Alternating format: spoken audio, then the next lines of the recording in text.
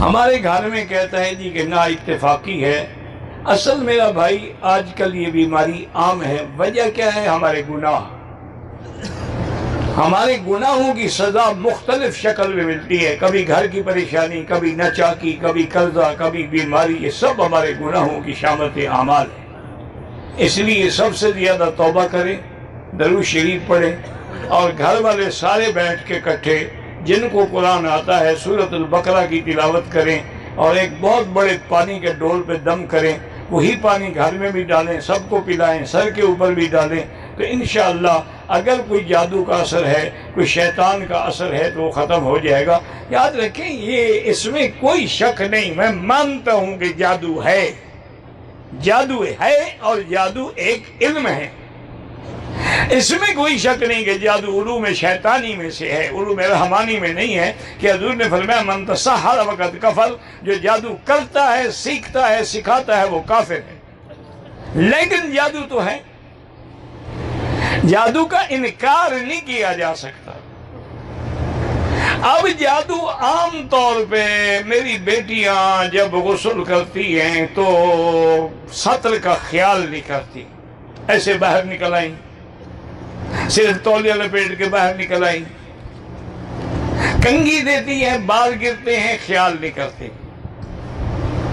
حالانکہ ضروری ہے کہ ہر لحاظ اسی موقع پر شیطان کو جادو کرنے کا بھی اور جنات کو اپنے عشق کے اظہار کا موقع ملتا ہے.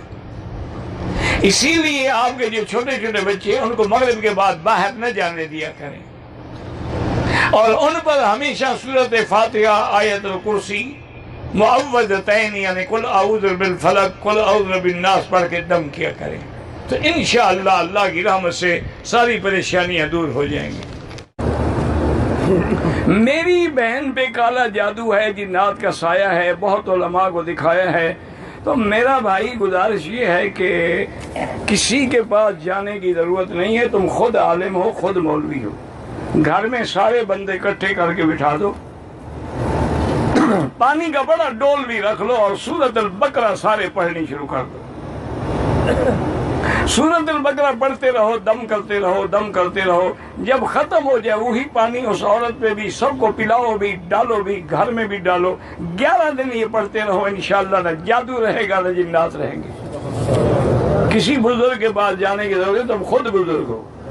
آج کل کے جو بزرگ ہیں نا 90% ماشاءاللہ نمبر 2 ہیں.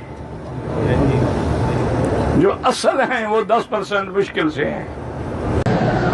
نظر بد لگ جائے تو سورۃ نون والقلم کی جو آخری آیت ہے وہ ہر نماز کے بعد 7 دفعہ پڑھ کے دم کیا کریں.